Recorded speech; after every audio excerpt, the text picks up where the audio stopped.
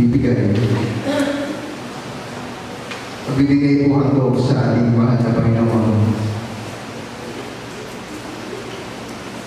Alam niyo mga kapatid, ang pagbibigay ay madalas nga na gaya na sa ating tutuon na naging diskusyon ng tao yan pagbibigay. Kung minsan nga natibati pa yan kung bakit. Pinagdidibatihan nila kung bakit daw magbibigay pa ang tao sa gawain ng Panginoon dahil yan daw ay lumibas na. At sa ating kapanahunan ay lumipas na yan sa atin ng mga gawain.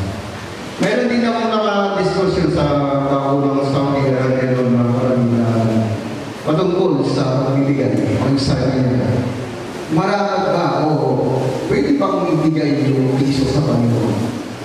Ang sagot ko, huwag mo para sa iyo piso. Tinanong niya ako.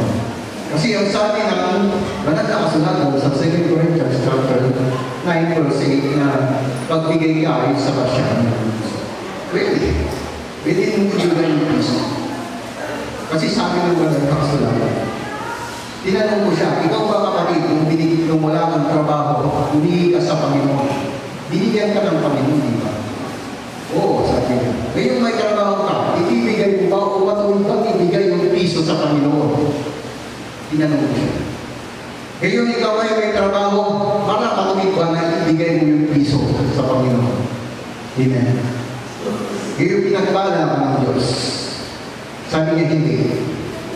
Ilan ba ang porsyento yung hinihingi ng Diyos sa iyo? 10%. Magkano ang nakitira sa iyo? 90%. Hindi ba mas maliit yung hinihingi ng Diyos sa iyo? Oo, sabi niya. So, ngayon kapatid, matuloy ba na ibigay mo yung piso para sa Panginoon? Hindi po. Then, sabi ng 2 Corinthians chapter 9 verse 7, mga kapatid, kapag ikaw ay nagtanim ng kakaunti, ay aali ka ng kaunti. Kapag ikaw ay nagtanim ng sagana, ay aali ka ng sagana. Sabi ng banal na sagana. Dahil lahat ng mga bagay ay sa Panginoon. Amen. Haggai chapter 2 verse 8, ang lahat ng dito at pinap ay sa Diyos. At tayo lahat ay mga katiwala lamang dito sa Panginoon. Amen. Ano po ang sabi ng 2 Corinthians chapter 9 verse 9? Mga kapatid.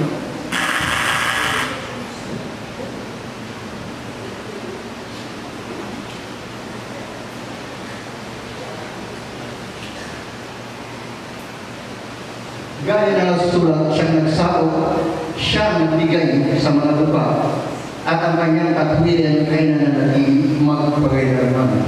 Siya ang nagsabot sa kanya ng lahat ng bagay. Amen. Wala tayong pag-aari na kahit anumang bagay ito sa ano. Amen.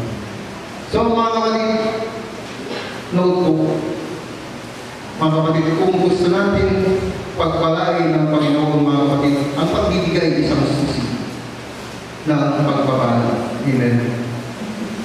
Agree ko kayo mga kapatid.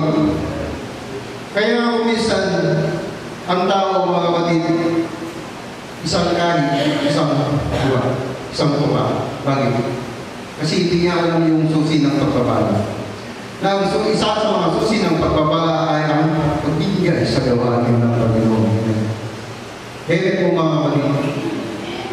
So, take note po mga kapatid na kaya tayo nandito sa gawain ng Panginoon upang tayo po ay matutunan. Amen. So, sa oras po ito mga kapatid, tayo po ay tumayo at manalangin po sa ating pigilang Diyos. Tayo po ay magpasalamat sa lahat ng bagay na ating pong tinatanggit. Dakilang Diyos na makapangyarihan sa lahat. Kami po ay muli na narito na kami ay pinipuno upang magbigay ng laon sa oras nito sa iyong gawain. Dakilang Diyos, iyo ang lahat ng bagay at kami ay mga katiwala lamang Panginoon sa mundo ito. sa malaman, Panginoon God, ang pagbibigay, Panginoon, ay utos mo at ito po ito. Utos ng tao, Panginoon. Pagpalain mo po, Diyos, ang lahat ng mga kamay na magbibigay, maging ang mga kamay, Panginoon, na nagnanais magbigay, subalit, Panginoon, walang magbibigay sa oras nito, God. Katagpuin mo po ang bawat pangangailangan ng iyong mga anak, maging ang mga hanap buhay, maging ito may mga business, Panginoon, God, ikaw siyang magbalik, siksik-liglig at umaabot, Panginoon, sa kanilang kandungan. Maraming salamat, Panginoon, bilang po lahat ng kapulihan, pagdari sa kanila ngayon ng pagkajaman. Jesus' name, Amen.